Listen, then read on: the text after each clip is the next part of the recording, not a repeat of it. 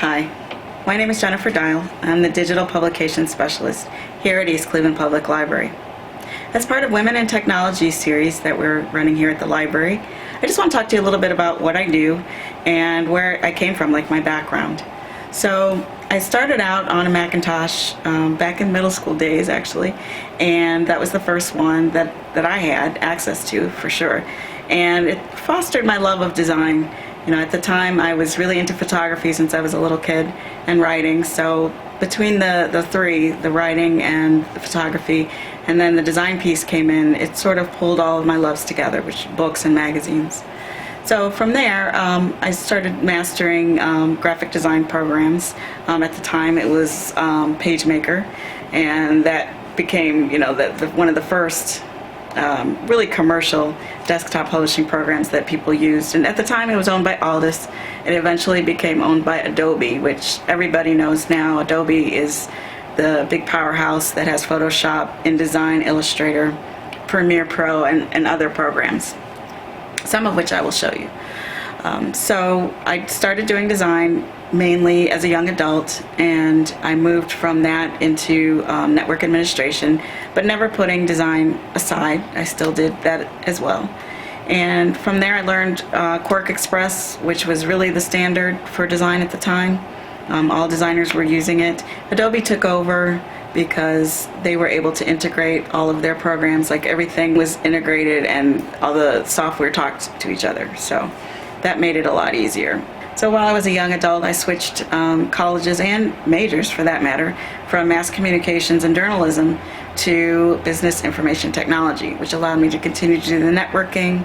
I started getting into websites, managing and updating, and eventually designing, and then other multimedia projects.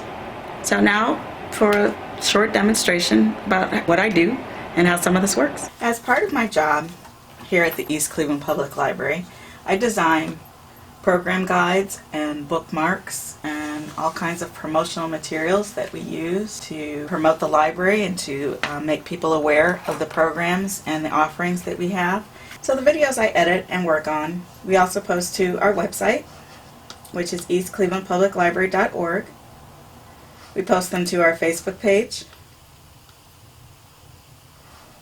to our Twitter page, and also to our Instagram, as well as to our YouTube page, which is where the bulk of our videos live.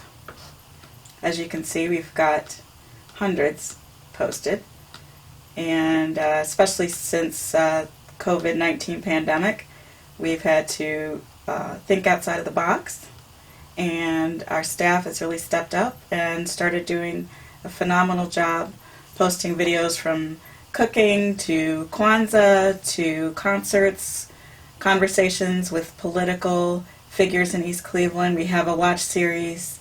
The next one will be March 30th at 4 o'clock.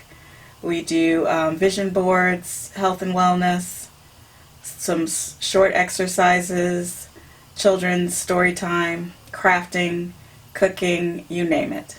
So that's all on our YouTube page, East Cleveland Public Library. So we want to launch Premiere Pro, which is part of the Adobe suite, as I mentioned earlier. So once Premiere Pro loads up, what we want to do is start a new project, or certainly we could open up an existing project.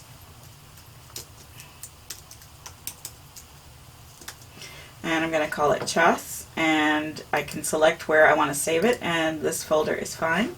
So I'm going to hit OK.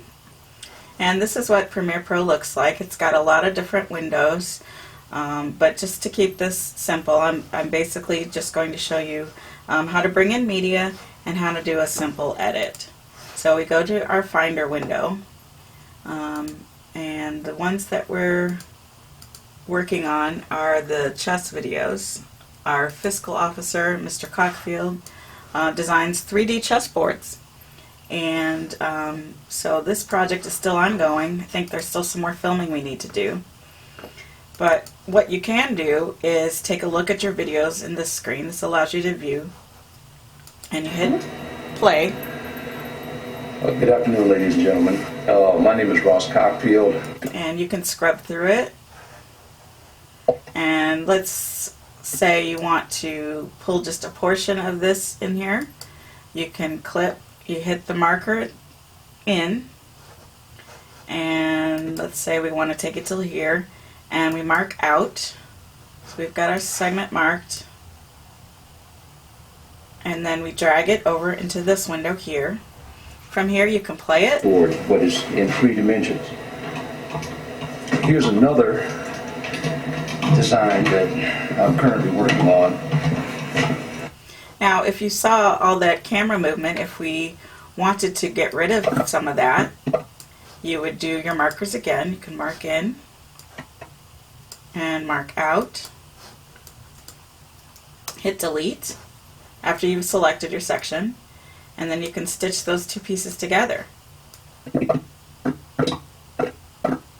And in order to smooth transitions, you can add film dissolve is my favorite. There are plenty of different dissolves you can use, morph cuts.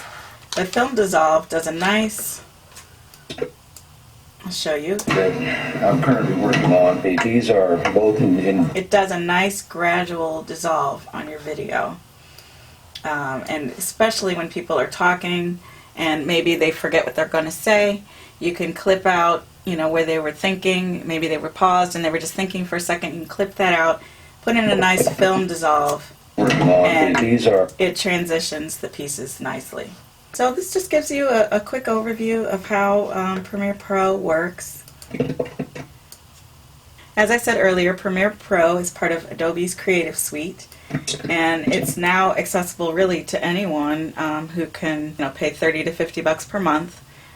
If you are a student, you get the $30 rate, and I think most others it's about $50 a month. But it allows you access to a lot of programs that, at least back when I started my career, those programs used to run in the thousands each. So it's really nice to have that accessibility and be able to work in programs that you might not be able to afford to buy. So that's it for Premiere Pro, and I hope you enjoyed this video. Have a good day.